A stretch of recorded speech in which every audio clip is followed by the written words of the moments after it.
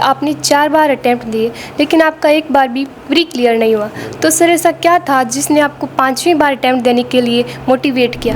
आपका इंट्रोडक्शन एकदम कैची होना चाहिए, जो रीडर का अटेंशन ग्रैब कर ले जल्दी से जल्दी। वो कैसे हो सकता है? आजकल हम देखते हैं कि लोग सोशल मीडिया को एज अ मोटिवेशन के लिए यूज़ करते हैं, तो वो कभी कभी पॉजिटिव इम्पेक्ट भी देता है तो कभी नेगेटिव इम्पेक्ट भी देता है। सो उस वक्त एक यूपीएससी एस्पिरेंट को सोशल मीडिया से कैसे कंटेंट को कंज्यूम करना चाहिए? हॉबी यही थी कि काइट फ्लाइंग। तो मैं काफ़ी सोच रहा था कि हाँ, मुझे आता तो है, इसमें मैं करता हूँ फ्री टाइम पे एक स्पेसिफिक टाइम पीरियड में, तो मैंने वो हॉबी लिखी। ने जो मीडियम था वो इंग्लिश रखा लेकिन जो इंटरव्यू था वो आपने हिंदी में दिया। सर इसके पीछे क्या कारण था? आजकल बच्चे अपनी यूपीएससी जर्नी को बहुत पहले शुरू कर देते हैं, लेकिन इस एज में अपने को इन्जॉयमेंट भी चाहिए होता है, लेकिन यूपीएससी की जर्नी में अपने को सीरियसनेस भी उतनी ही चाहिए होती है। तो कैसे उन दोनों को मेंटेन करके अपन इन्जॉयमेंट को भी फील करें अच्छे से और वो सीरियसनेस भी रखे यूपीएससी की। जैसे आज के टाइम पर हम देख रहे हैं कि आज की जो यूथ है वो लगातार वेस्टर्न कल्चर से प्रभावित होती जा रही है। इंटरव्यू में सबसे पहली चीज़ तो आपको कोई भी चीज़ फेक नहीं करनी है। कुछ स्टूडेंट होते हैं जो अपनी स्ट्रीम से अलग ऑप्शनल चूज़ करने की सोचते हैं, लेकिन वो सोच तो लेते हैं लेकिन उनके अंदर वो फियर होता है कि क्या मैं इसको कंप्लीट कर पाऊँगा नहीं कर पाऊँगा। आप खुद भी एक बीटेक पास आउट है, जो बीटेक पास आउट है उनका यूपीएससी में सिलेक्शन रेशियो क्यों बढ़ रहा है? नमस्कार, सत श्री अकाल, खम्मा घनी, Ram Ram. My self Kanchan Saran, student of BA second year, Prince Civil Service, Sikar. Today I am hosting this talk show in which we do one-to-one conversation with our respected mentor, guider, Mr. Deepak Chaudhary, who recently in 2024 qualifying his UPSC CSC exam, in which he was appointed as an IRS officer. As we all know that, sir, you faces a lot of challenges in your life, ups and downs in your life, but I think that make you strong as enough than others. So sir, I want to dedicate a shlok to you. I hope you like it. आलस्य कुतो विधा, अविधस्य कुतो धनम, अधनस्य कुतो मित्रम, अमित्रस्य कुत सुखम. The one who is lazy, does not put in effort, is unable to acquire knowledge. Wealth is not acquired to that person who have no knowledge and qualification. One cannot make a good friend and one cannot make a good relationship with others. Happiness is far away from that person. And conclusion is that education is a powerful weapon through which we can change the world. I think you use it very smoothly and intellectually. As we all know that you are a student of BTech, but still you are choosing a different path of UPSC, and it is itself inspiring to us for dedication toward our dream job.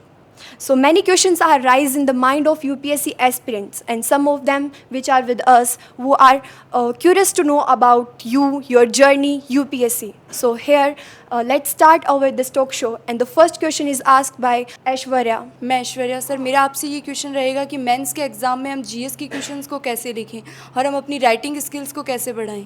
जी, मेरे हिसाब से जो mains का जो exam होता है वो काफ़ी ज़्यादा 99% इम्पॉर्टेंट होता है, क्योंकि हमारा मेंस का जो मार्क्स होते हैं वो काफ़ी ज़्यादा होते हैं। इसमें अप्रॉक्सीमेटली आप मान के चलिए 1900 मार्क्स के अराउंड, और 275 का इंटरव्यू होता है हमारा।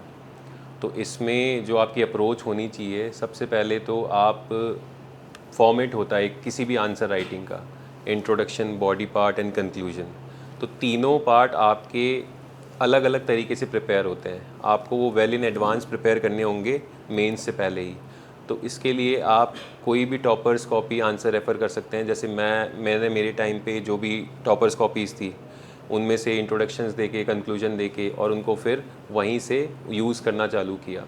फिर एक क्वेश्चन होता है, तो क्वेश्चन में सब बॉडी पार्ट्स होते हैं 2-3 अलग अलग तरीके के, तो आप उनको एड्रेस करना है, तो आप उनको एड्रेस करिए with points.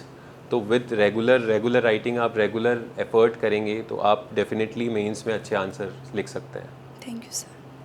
Yes, consistency play a very important role in UPSC journey, as sir said to us. So here the next question asked by Simran. She put a very simple but a different question to you, sir. किसी भी शुभ कार्य को करने से पहले करते खुदा की इबादत है। प्रिंस एजू हब में दीपक सर आपका हार्दिक स्वागत है। Good afternoon sir, I am Simran, student of BA second year. My question is that ethics is a scoring subject, but what are the strategies to cover this subject? Ethics UPSC ने add किया था वो यही सोच के किया था कि जो हम as a civil servants in future जाएं तो हमारे अंदर कितनी एडमिनिस्ट्रेटिव एथिक्स होती है और हम उसको कितना पुट फॉरवर्ड कर सकते हैं। तो एथिक्स का जो सिलेबस है, सबसे पहले इसकी स्ट्रेटजी ये होनी चाहिए कि जो सिलेबस है एथिक्स का पूरा, उसका हमें वर्ड बाय वर्ड याद होना चाहिए कि कौन सी टर्म है। जैसे कुछ कीवर्ड्स हैं, एप्टीट्यूड, एटीट्यूड, फिर इंटीग्रिटी, अकाउंटेबिलिटी, ट्रांसपेरेंसी। तो हमें इनकी जो बुक, हमें इनको समझना तो है ही, लेकिन जो एक बुकिश डेफिनेशन होती है वो हमें याद होनी चाहिए। प्लस इसके साथ ही सबका एक एक एग्जाम्पल होना चाहिए। प्लस जो सेकंड पार्ट जो है एथिक्स का, जो केस स्टडी है, जो कि 50% कवर करती है। केस स्टडी का भी फॉर्मेट अलग अलग तरीके से आजकल बदल रहा है, तो हमें इसको वही, जैसे मैंने मेंस की पहले आपको बताया कि आप टॉपर्स आंसर कॉपी देखिए वो किस तरीके से अप्रोच कर रहे हैं। आपको केस स्टडीज़ में अलग अलग थ्योरीज़ यूज़ करनी है। जैसे मैं as a political science student, मैं जैसे प्लेटो की थ्योरी, इमैनुअल कांट और John Rawls theory of justice, इनको यूज़ करके प्लस प्रैक्टिकल लाइफ से जोड़ता हूँ उसको, जो केस स्टडी में दिया हुआ है। अगर आप प्रैक्टिकली कोई भी चीज़ के सॉल्यूशंस देंगे, आप ज़्यादा बाहर की बात नहीं करेंगे, आप जो प्रैक्टिकल बात है वही सॉल्यूशन देंगे, तो आप डेफिनेटली स्कोर आपका इम्प्रूव हो जाएगा एथिक्स में। Thank you sir. In ethics presence of mind matters a lot. इससे मुझे APJ अब्दुल कलाम का एक कोट याद आ रहा है, तो I can share with you. The difference between N energetic person and confused person is that the difference in the way their mind handle their experience. So here the next question asked by our next candidate. I would like to hand over the mic to Wazifa. My question to you it's कि आजकल हम देखते हैं कि लोग social media को as a motivation के लिए यूज़ करते हैं, तो वो कभी कभी पॉजिटिव इम्पेक्ट भी देता है तो कभी नेगेटिव इम्पेक्ट भी देता है। सो उस वक्त एक UPSC एस्पिरेंट को सोशल मीडिया से कैसे कंटेंट को कंज्यूम करना चाहिए? ये बहुत ही अच्छा क्वेश्चन पूछा है, क्योंकि मैं इसका जवाब भी आपको पहले भी बता चुका हूँ। जैसे सोशल मीडिया से, एक्चुअली मैं खुद सोशल मीडिया पे पहले प्रेजेंट नहीं था, मैं सोशल मीडिया पे आया ही आफ्टर सिलेक्शन आया। लेकिन मैंने ऐसे कई एग्जांपल आपको बताए भी हैं, जैसे IPS आसना चौधरी मैम है 2022 बैच, वो रेगुलरली यूज़ करती थी सोशल मीडिया। तो सोशल मीडिया का इम्पैक्ट हम कैसे उसको लेते हैं वो ज़्यादा इम्पोर्टेंट करता है। अगर कोई कंटेंट है उसको हम पॉजिटिवली यूज़ कर रहे हैं तो वो हमारे लिए बेनिफिशियल है, क्योंकि आज के टाइम पे जैसे सोशल मीडिया पे भी हम UPSC की प्रिपरेशन कर सकते हैं, क्योंकि वहाँ भी कई ऐसे जो एस्पायरेंट्स हैं जो पुराने हैं वो वहाँ पे अपने पॉइंट ऑफ व्यूज़ डालते हैं, स्ट्रेटजी बताते हैं। तो अगर हम उस तरीके से यूज़ करें तो वो सोशल मीडिया बहुत अच्छा है हमारे लिए, ना कि हम जो कि आजकल रील्स कल्चर ज़्यादा चल रहा है वहाँ से मोटिवेशन लें, शॉर्ट मोटिवेशन। तो सोशल मीडिया को it totally depends on us कि हम उसको कैसे कंटेन कर रहे हैं। हमको बाहरी चीज़ों से ज़्यादा इम्पैक्ट हमारे ऊपर नहीं होना चाहिए। Thank you sir. Good afternoon sir. My question is, ऐसे के पेपर में अधिक से अधिक अंक प्राप्त करने के लिए स्टूडेंट्स को किस प्रकार की रणनीति या स्ट्रेटजी पर काम करना चाहिए? शायद ये सवाल आप मेरे से, मैं इसका जवाब बेहतर नहीं दे पाऊँगा, क्योंकि मेरा जो स्कोर था वो काफ़ी कम रहा। हालांकि मैंने इस बार वापस अटैम्प्ट दिया था, तो जो मुझे गाइडेंस मिली वो यही थी कि ऐसे में जैसे 1000 वर्ड्स का ऐसे हमें 2 वर्ड ऐसे लिखने होते हैं, तो हम जितने ज़्यादा उसमें GS के कंटेंट को कम यूज़ करेंगे जो हमारे जनरल स्टडीज़ में हम पढ़ते हैं, और अपने आर्ग्यूमेंट्स पे काम करेंगे और विद एग्जांपल प्रेजेंट करेंगे। आपका इंट्रोडक्शन एकदम कैची होना चाहिए, जो रीडर का अटेंशन ग्रैब कर ले जल्दी से जल्दी। वो कैसे हो सकता है, कोई एनेक्डोट हुआ, कोई मूवी का सीन हुआ, या फिर कोई कोट हुआ, तो उससे आप एक रीडर का अटेंशन ग्रैब कर सकते हो। फिर आपका जो बॉडी पार्ट होता है उसमें आप डिफरेंट डायमेंशंस कवर कर सकते हो, जैसे पॉलिटिकल, इकोनॉमिक, सोशल, टेक्नोलॉजिकल, अलग अलग, एथिकल एंगल भी। और जो कंक्लूजन होता है उसमें हमेशा एक फ्यूचरिस्टिक विज़न देना है हमें, ताकि जो रीडर का माइंड है वो एक लास्ट पे जाके ऐसे नहीं हो कि बंद हो जाए, उसको लगे कि एक फ्यूचरिस्टिक विज़न के साथ ये ऐसे को ओपन करके गया है। तो ये स्ट्रैटेजी मैंने इस बार अपनाई है, एंड होपफुली शायद अच्छे मार्क्स आएँ, क्योंकि लास्ट ईयर मेरे ऐसे में इतने अच्छे मार्क्स थे नहीं। Thank you sir. Good afternoon, sir. So my question to you is that what are the strategies to cover science and technology, since it is largely based on day-to-day life? Science and technology specific for prelims और mains? Main, sir. Mains prelims का मैं पहले बता देता हूँ कि prelims में ज़्यादा साइंस एंड टेक के क्वेश्चंस आते हैं। जैसे एक मुझे क्वेश्चन याद आ रहा है कि 2021 में आया था कि ड्रोन के एप्लीकेशंस क्या क्या हैं। तो वो डायरेक्टली आपसे कुछ थ्योरीज़ नहीं पूछते, जैसे कि स्टेट सिविल सर्विस एग्जामिनेशन में पूछते हैं केमिकल वो केमिस्ट्री के क्वेश्चंस। यूपीएससी में एप्लीकेशन बेस्ड आते हैं कि where we can use the drone. तो 3-4 ऑप्शंस थे, और भी कई थे कि कौन कौन से पॉल्यूटेंट्स आते हैं, इंडस्ट्री से कौन से होते हैं। तो हमें प्रैक्टिकल एप्लीकेशंस पे ज़्यादा ध्यान देना है। मेंस में मैं इस बार की बात करूं तो इस बार जैसे क्वेश्चन आया था डे टू डे एप्लीकेशंस के आते हैं कि जो टोल सिस्टम होता है अपना, जो फास्टैग आया नई टेक्नोलॉजी, तो उसके पीछे कौन सी टेक्नोलॉजी काम करती है, उसके क्या एडवांटेज हैं, क्या डिसएडवांटेज हैं।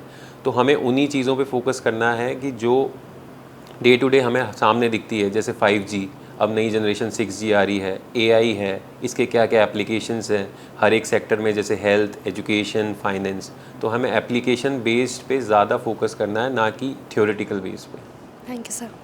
तो अपना अगला प्रश्न हम निक्की से पूछना चाहेंगे। Good afternoon sir. सर मेरा क्वेश्चन ये है कि it is necessary to have a hobby और how we can develop a hobby which can be helpful for person that hobby. ये अक्सर कैंडिडेट्स के मन में सवाल उठता है कि हॉबी क्या होनी चाहिए। हमें खुद रियलाइज़ नहीं होता है कि हम वो हॉबी परस्यू कर रहे हैं, लेकिन जब वो इंटरव्यू का सवाल बन जाती है तब हमें कुछ पता नहीं लगता है कि हम वो हॉबी कर रहे हैं। जैसे सपोज़ मेरी हॉबी यही थी कि काइट फ्लाइंग, तो मैं काफ़ी सोच रहा था कि हाँ मुझे आता तो है, इसमें मैं करता हूँ फ्री टाइम पे एक स्पेसिफिक टाइम पीरियड में। तो मैंने वो हॉबी लिखी, और जब मेरे से सवाल पुटअप हुए इंटरव्यू में तो मैंने ईजीली दिए। तो आपकी हॉबी कुछ भी हो सकती है, कलेक्टिंग पोस्ट कार्ड, या आप कॉइन्स कलेक्ट करते हो छोटे छोटे, या आप कुछ ड्राइंग करते हो, आप कुछ भी कार्डबोर्ड से कुछ बना देते हो। तो हॉबी एक नेसेसरी पार्ट होता है हमारा लाइफ का। ऐसा हम नहीं बोल सकते हमारी कोई हॉबी है ही नहीं। हम करते हैं, कोई भी छोटी चीज़ करते हैं। ऐसा नहीं है कि डांसिंग, सिंगिंग ही केवल हॉबी होती है, अलग अलग फील्ड में होती है। वो आपको खुद सेल्फ इंट्रोस्पेक्शन करना पड़ेगा कि आपकी हॉबी क्या है। और डेफिनेटली एक हॉबी ओवरऑल पर्सनालिटी आपकी दर्शाती है कि आप किस तरह की पर्सनालिटी हो। तो हॉबी होना एक नेसेसरी, तो मैं मानूंगा उसको आप सेल्फ इंट्रोस्पेक्शन से ही पता कर सकते हो। Thank you sir. सर, जैसे कि आपने बताया कि हॉबी वो बहुत ही ज़्यादा इम्पोर्टेंट होती है, लेकिन हम देखते हैं कि कुछ कैंडिडेट्स अपनी हॉबी नहीं लिखते हैं। तो सर क्या इसका कुछ इम्पैक्ट, गलत इम्पैक्ट होता है? मतलब कि उनके इंटरव्यू में क्या वो इस चक्कर में मार्क्स कम ले पाते हैं? ऐसा मतलब मैंने जैसे जज किया नहीं, लेकिन हम अगर हॉबी, जैसे मैंने बोला कि हॉबी हमारी पर्सनालिटी डिफ़ाइन करती है। हम ऐसा तो नहीं है कि हम रेगुलरली 8-10 घंटे या 12 घंटे 15 घंटे पढ़ते ही रहते हैं। तो हमारी कुछ ना कुछ तो हॉबी रहती है। हम मोबाइल चलाते हैं, हम गाने सुनते हैं, हमारे कोई स्पेसिफिक सिंगर होता है, कोई डांसर होता है। So that is a hobby. हम क्या सुन रहे हैं, हम क्या देख रहे हैं, हमें क्या देखना पसंद है। किसी की होती है कि मुझे आर्टिकल्स पढ़ना पसंद है, मुझे पॉडकास्ट सुनना पसंद, जैसे आजकल किसी को स्टैंड अप देखना पसंद है। तो ये भी एक हॉबी है कि आप फ्री टाइम पे स्टैंड अप देख रहे हो। तो इससे आपका ये दिखता है कि आप कितने डाइवर्स हो, आपकी पूरी पर्सनालिटी। आपको एक मैं यहाँ ऐड ऑन करूँगा कि वो इंटरव्यू नहीं है, वो पर्सनालिटी टेस्ट है। आप उसको इंटरव्यू की तरह मत देखिए कभी भी। आप अगर इंटरव्यू होता है क्वेश्चन आंसर फॉर्मेट में, पर्सनालिटी होता है कि वो आप पूरा आपको अंदर से देखना चाहते हैं, वो कि आप किस तरह से पर्सनालिटी हो। तो हॉबी होना मेरे हिसाब से अगर होगा तो ऐड ऑन ही है, नहीं भी होगा तो मुझे नहीं लगता कि कुछ नेगेटिव इम्पैक्ट है इसका। So our next question by Sheetal. Good afternoon sir. मेरा क्वेश्चन आपसे ये है कि आजकल आप देख रहे हैं यूपीएससी एस्पिरेंट सीसेट के एग्ज़ाम में फ़ेल हो रहे हैं, तो उसके लिए क्या रणनीति होनी चाहिए जिससे उनको सफलता मिले? बिल्कुल, यूपीएससी एस्पिरेंट हो रहे हैं। मैं खुद 2 बार सीसेट में फ़ेल हो चुका हूँ, और ये कहना आपके लिए भी सुनना आपके लिए स्ट्रेंज होगा कि मेरा बैकग्राउंड मैथ्स था, मैंने इंजीनियरिंग करी, लेकिन फिर भी मैं सीसेट में फ़ेल हो गया। उसका जो कारण है वो यही है कि सीसेट के लिए एक पर्टिकुलर स्ट्रैटेजी चाहिए कि जो 80 क्वेश्चंस आते हैं उनमें से हम इजी क्वेश्चंस पिकअप करें, और उससे 66 जो बेंचमार्क होता है कट ऑफ का, उसको क्लियर करें। क्योंकि अल्टीमेटली वो मार्क्स हमारे कट ऑफ में तो ऐड ऑन हो नहीं रहे, हमें वो एक केवल बस क्वालिफाइंग पेपर है। सीसेट का फोबिया जो वैसे बन चुका है, क्योंकि जो आर्ट्स बैकग्राउंड से आते हैं उनके लिए काफ़ी ज़्यादा हो गया है कि सीसेट का बहुत ज़्यादा वो आते हैं डिफ़िकल्ट क्वेश्चंस। तो हमें सीसेट में जैसे पैसेज आते हैं, रीजनिंग के क्वेश्चन आते हैं, मैथ्स के इजी सवाल जल्दी हमें खुद को आइडेंटिफाई करना होगा। सबके लिए अलग है, किसी के लिए प्रॉफिट एंड लॉस ईजी है, किसी के लिए वो डिफ़िकल्ट है। तो इंडिविजुअल स्ट्रैटेजी होगी। ये आप PYQ देखिए, PYQ देख के आप सॉल्व करिए कि आप कितने कर पा रहे हैं, तो आप इजीली क्रॉस कर लेंगे। Thank you sir. Success is not final and failure is not fatal. It is courage to continue that counts. So here our next question by our next UPSC candidate, Mr. Amit. Hello sir, my question is what is the role of answer writing in UPSC preparation? As I already said, 99% mains है हमारा. Answer writing हमें करेंगे तभी हम mains में succeed हो पाएंगे. पूरा अच्छा आंसर हमने लिखे, पूरा पेपर कंप्लीट किया, तभी आप इंटरव्यू कॉल एक्सपेक्ट कर सकते हैं. तो आंसर राइटिंग मेरे हिसाब से 99, मैं तो 100% ही कहूँगा आपके आंसर 100% ही आपके पूरे सिलेक्शंस में वो आंसर राइटिंग का बहुत ज़्यादा इंपॉर्टेंट रोल है. Thank you sir. तो सर आंसर राइटिंग तो इम्पोर्टेंट है, तो आपने प्रीलिम्स के लिए जो बोलते हैं कि मॉक टेस्ट वगैरह लगाने चाहिए, तो क्या ये भी बहुत ज़्यादा भूमिका निभाते हैं यूपीएससी में? प्रीलिम्स? हाँ जी सर. बिल्कुल. मेरे जो इनिशियली 4 अटैम्प्ट्स थे उसमें मैंने काफ़ी कम मॉक्स लगाए. मैं केवल कंटेंट कंज्यूम करता रहता था, उसको चेक नहीं करता था कि कितनी नॉलेज है. और मॉक भी लगाना है तो मैं एक सिमुलेटेड एनवायरनमेंट में नहीं लगाता था. मैंने कभी आधे घंटे में पेपर लगा लिया, कभी 1 घंटे में कर दिया, OMR नहीं भरी. तो शायद ये कारण थे कि मैं प्रीलिम्स में बार बार फेल हो रहा था. तो मैंने जो 2022 के बाद मैंने अलग स्ट्रैटेजी अपनाई. मैं 2 घंटे बैठ के 9 से 11 वैसे ही जैसे यूपीएससी में एग्ज़ाम होता है कमरे में, और OMR लेके पूरा 2 घंटे मैंने मॉक टेस्ट लगाए.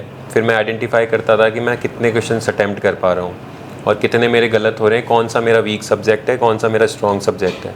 तो इस हिसाब से आप मॉक टेस्ट से आप पूरा आप प्रीलिम्स की आपकी 100% प्रिपरेशन हो जाती है. So our next question from Mansi. Good afternoon, sir. Sir, myself Mansi. First of all, hearty congratulations on your success and all the very best for your upcoming result. Sir, my question is related to prelims. As we can easily eliminate the question in prelims, but the recent trend of UPSC is to set the question in a way that 2 statements are correct, 1 statement are correct. So how we eliminate such type of questions? जी, ऐसे questions UPSC ने 2023 में बहुत पूछे थे, उसके बाद 24 में उन्होंने कम कर दिए.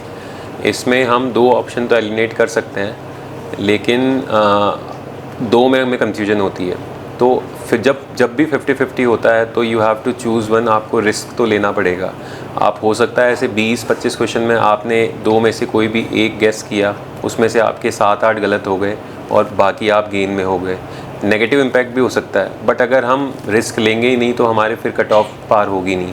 तो रिस्क तो हमें करना पड़ेगा. मतलब 2 क्वेश्चन पे हम श्योरिटी तो नहीं कह सकते कि दोनों स्टेटमेंट सही है, तो हमेशा हम जाके 2 स्टेटमेंट पे ही स्टक हो जाते हैं. तो हमें एक ऑप्शन तो चूज़ करना ही पड़ेगा. और ऐसे क्वेश्चंस काफ़ी कम हो रहे हैं अब, क्योंकि लास्ट टाइम भी काफ़ी ज़्यादा क्वेश्चन थे तो कट ऑफ काफ़ी नीचे गई थी, और इस बार उन्होंने कर दिए. तो इन फ्यूचर में भी शायद यूपीएससी अब धीरे धीरे वापस पुराना ट्रेंड फॉलो करे. Thank you so much. आँखों में पानी रखो, होठों पे चिंगारी रखो, ज़िंदा रहना है. अगर यूपीएससी निकालनी है तो तरकीबें बहुत सारी रखो, तरकीबें बहुत सारी रखो. इसी के साथ हम अपना अगला प्रश्न एकता से पूछना चाहेंगे. नमस्कार सर. मेरा क्वेश्चन ये है कि इंटरव्यू में जो हेजिटेशन होती है उसे कैसे कंट्रोल करें? बिल्कुल, ये सवाल मैं भी पूछता था आज से 6-7 साल पहले बहुत लोगों से, क्योंकि मुझे भी बहुत हेजिटेशन होती थी. मैं जब डिफेंस की प्रिपरेशन कर रहा था तो मैंने एसएसबी दिए थे, तो काफ़ी मुझे हेजिटेशन का सामना करना पड़ा. लेकिन फिर मैं धीरे धीरे मैंने खुद सेल्फ इम्प्रूवमेंट किया. मैंने कुछ कोर्सेज़ भी ज्वाइन करे थे, जैसे पर्सनालिटी डेवलपमेंट कोर्सेज़. फिर मैंने फ्रेंड सर्कल ऐसा बनाया कि जहाँ हम डिस्कशन कर सकें. जैसे इस टाइम पे हम 4 का ग्रुप था, मोहनलाल जाखड़ जी IAS जो हैं और मोहन मंगावा IPS. तो हम खुद ही इंटरव्यू की प्रिपरेशन करते थे, तो हम खुद से डिबेट कंपटीशन करते थे, हम 1-on-1 बोलते थे. तो उससे काफ़ी ज़्यादा हेजिटेशन ठीक हो सकती है. प्लस आप मिरर एक्सरसाइज भी कर सकते हो. जैसे आपने कुछ प्रिपेयर किया, 1 मिनट के लिए आप मिरर में बोलिए और विद कॉन्फिडेंस बोलिए. धीरे धीरे शुरुआत में काफ़ी ज़्यादा हेजिटेशन होगी, लेकिन वो विद टाइम ठीक हो जाएगा. जैसे कि आपने बताया कि अपनी हेजिटेशन को कैसे दूर करें, तो जैसे कि हम सब जानते हैं कि आपने जो मीडियम था वो इंग्लिश रखा, लेकिन जो इंटरव्यू था वो आपने हिंदी में दिया. सर, इसके पीछे क्या कारण था? आपने मतलब क्या रीज़न था ये करने का? आपने स्विच कर दिया. मेरा मीडियम हिंदी था, बट मेरा इंटरव्यू इंग्लिश में चला. Sorry sir, by mistake. तो मेरा जो था, क्योंकि यूपीएससी में ऑप्शन देती है कि आप हिंदी में दे सकते हो या इंग्लिश में दे सकते हो. सो मुझे हिंदी में थोड़ी कंफर्टेबल था, लेकिन मैं इंग्लिश में भी कम उसमें था कि इंग्लिश में कोई दिक्कत नहीं है. तो जब मेरा इंटरव्यू हुआ तो शुक्ला सर ने मुझसे इंग्लिश में ही पूछा, तो मैंने इंग्लिश में ही दिया। फिर दूसरे मेंबर ने इंग्लिश में पूछा तो इंग्लिश में ही मैंने जवाब दिया। फिर लास्ट में मैम ने पूछा कि आपने क्यों चूज़ किया, तो मैं कहा मैम मैं हिंदी में ज़्यादा कंफर्टेबल होता हूँ। तो मैम ने यही कहा कि आप इंग्लिश भी अच्छा बोलते हो, तो मैं कहा मैम दोनों में कर सकता हूँ, लेकिन फिर भी मैं हिंदी को चूज़ करूँगा किसी को एक्सप्रेस करना हो। तो यही था मेरा इसका। So our next question by Anushya. नमस्कार सर, मेरा नाम अनुसुईया है। सर मेरा आपसे ये क्वेश्चन है कि आपने 4 बार अटैम्प्ट दिए लेकिन आपका एक बार भी प्री क्लियर नहीं हुआ, तो सर ऐसा क्या था जिसने आपको 5वीं बार अटैम्प्ट देने के लिए मोटिवेट किया? क्योंकि सर अधिकांश लोग दूसरी या तीसरी बार अटैम्प्ट देते हैं तो वो हार मान लेते हैं, लेकिन आपने न सिर्फ 5वीं बार अटैम्प्ट दिया बल्कि आपने प्री, मेंस और इंटरव्यू तीनों को क्लियर भी किया। मोटिवेशन मैं मानता हूँ कि मोटिवेशन जैसा कुछ मेरे लिए नहीं होता, हो सकता है किसी औरों के लिए हो, बट मैं मानता हूँ कि मेरा जो परसिवियरेंस था, मेरा जो पेशेंस पावर थी और मेरा जो डिसिप्लिन था, उसी ने मेरे को मोटिवेट किया कि मेरे हर बार प्रीलिम्स में जब भी मैं क्वालिफाई नहीं कर पाता था तब मेरे मार्क्स हमेशा जीएस में इंक्रीज़ होते थे।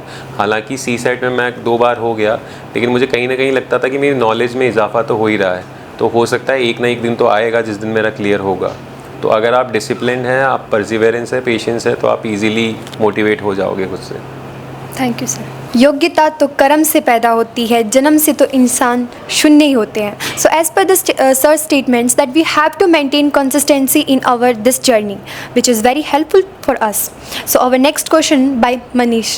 Good afternoon sir. सर हम देख रहे हैं कि आज़ादी के बाद रुपए की जो वैल्यू है वो डिवैल्यूएट होती जा रही है, तो क्या कारण है कि फिजिकल डिफिशियट भी बढ़ रहा है और गवर्नमेंट बोरोइंग्स भी बढ़ रही हैं? इसमें फिजिकल डेफिसिट का इंडिया स्पेसिफिक बात करूं तो हमारे इंडिया एक डेवलपिंग नेशन है, हमें सब्सिडीज़ काफ़ी देनी पड़ती है, जैसे फार्म सब्सिडीज़, फार्म में इलेक्ट्रिसिटी, बीज में भी हम देते हैं, फिर इरिगेशन में भी देते हैं। जो अगर आप बजट देखोगे तो उसमें हमारी सबसे ज़्यादा सब्सिडी है वो फूड सब्सिडी है, जो कि हम नेशनल फूड सिक्योरिटी एक्ट के थ्रू देते हैं। तो हमारे जो देश में इतने ज़्यादा गरीब लोग हैं, भूखे लोग हैं, उनके लिए वो ज़रूरी है सब्सिडी देना। और जो डीवैल्यूएशन वाली जो बात है, उसमें डीवैल्यूएशन वो इसलिए ज़्यादा हो रहा है कि हमारे जो एक्सपोर्ट्स हैं वो इतने ज़्यादा कॉम्पिटिटिव नहीं है मार्केट में, तो इसी को कॉम्पिटिटिव बनाने के लिए जैसे 2014 में मेक इन इंडिया प्रोग्राम आया था, तो उससे हमारे एक्सपोर्ट काफ़ी ज़्यादा प्रमोट हो रहे हैं। और अभी भारत सरकार बहुत देशों के साथ डील भी कर रही है कि आप रुपए में ट्रेड कीजिए, तो अब हम डॉलर के बजाय हम करेंसी एक्सचेंज पे जा रहे हैं कि हम अपनी डोमेस्टिक करेंसी में ट्रेड कर सकें। Thank you sir. Really UPSC की जो जर्नी होती है वो अपन को मल्टी टैलेंटेड तो बना ही देती है। तो वो कहते हैं ना कि इंतज़ार करने वाले को उतना ही मिलता है जितना प्रयास करने वाला छोड़ देता है। तो इसी के साथ हम अपना अगला क्वेश्चन मोनू से पूछना चाहेंगे। नमस्कार सर, मेरा नाम मोनू सैनी। तो मेरा आपसे सवाल ये रहेगा कि जैसे आजकल बच्चे अपनी यूपीएससी जर्नी को बहुत पहले शुरू कर देते हैं, लेकिन इस एज में अपने को इन्जॉयमेंट भी चाहिए होता है, लेकिन यूपीएससी की जर्नी में अपने को सीरियसनेस भी उतनी ही चाहिए होती है।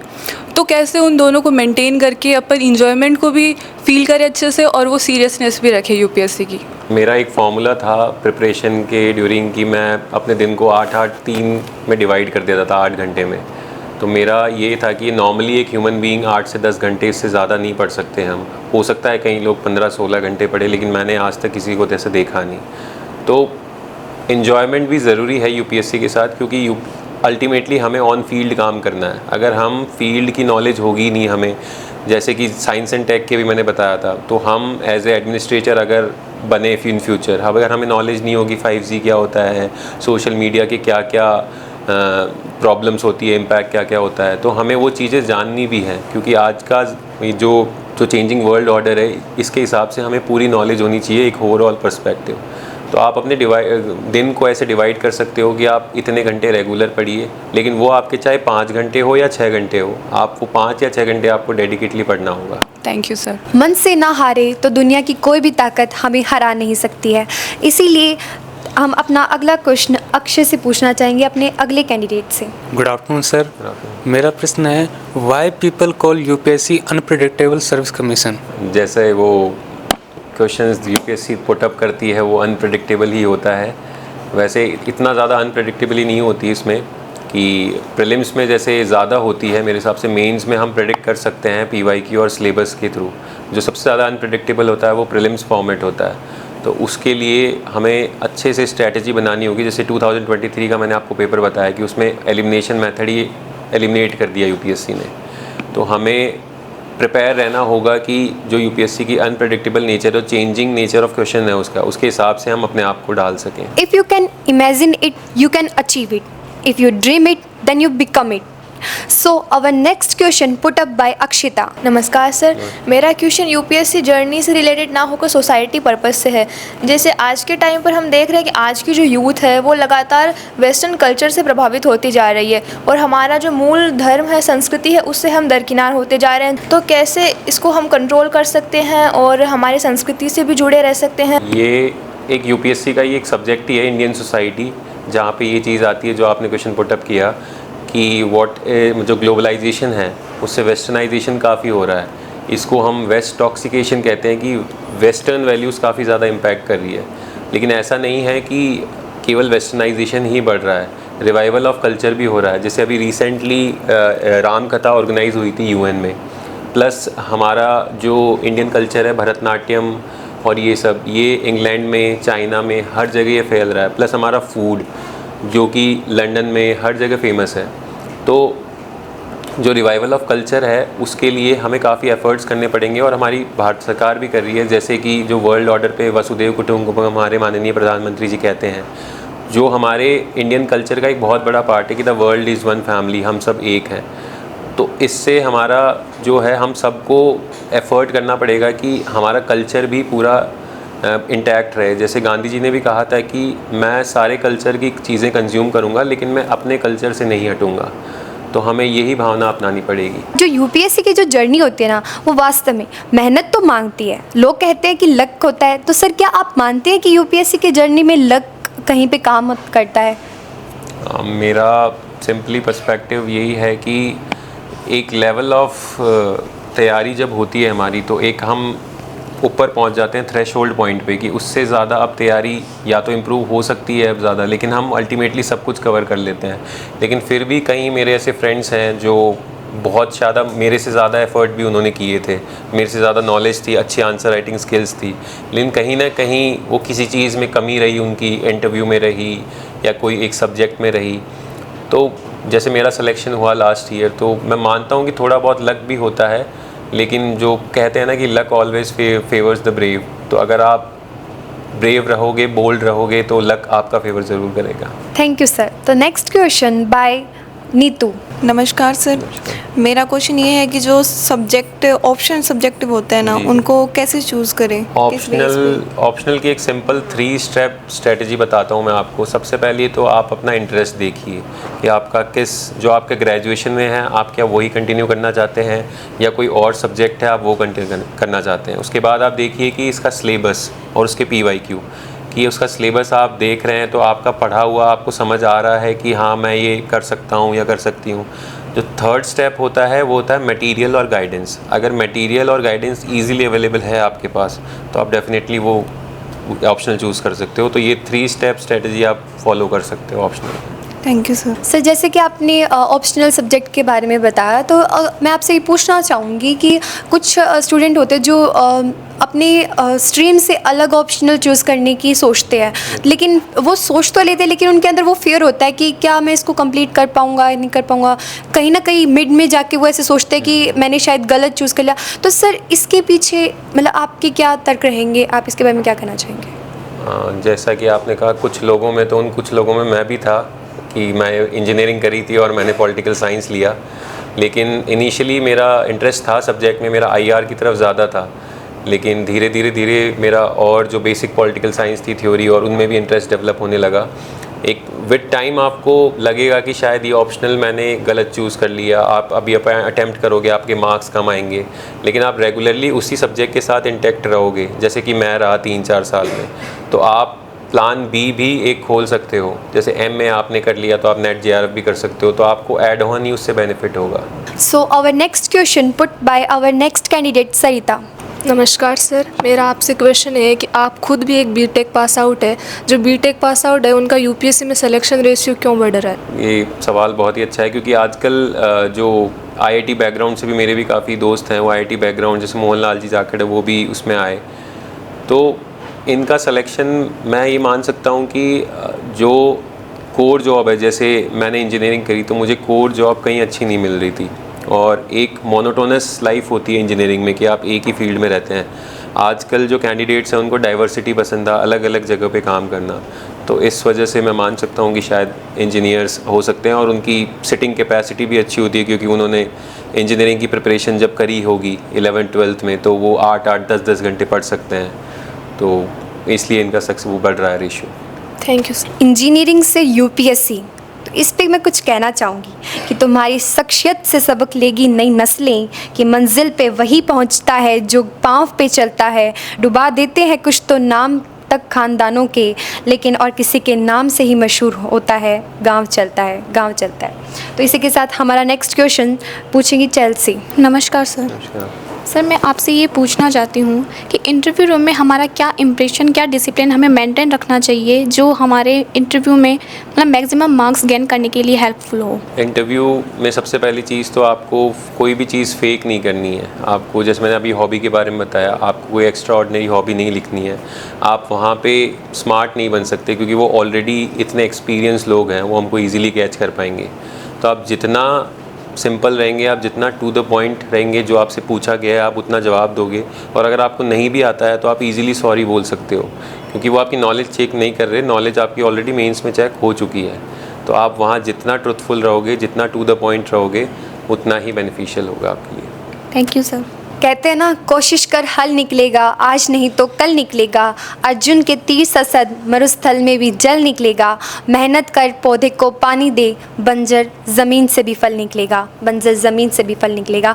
So now I am thankful to you sir for giving such a most precious time to us and for solving our doubt about UPSC and about preparation.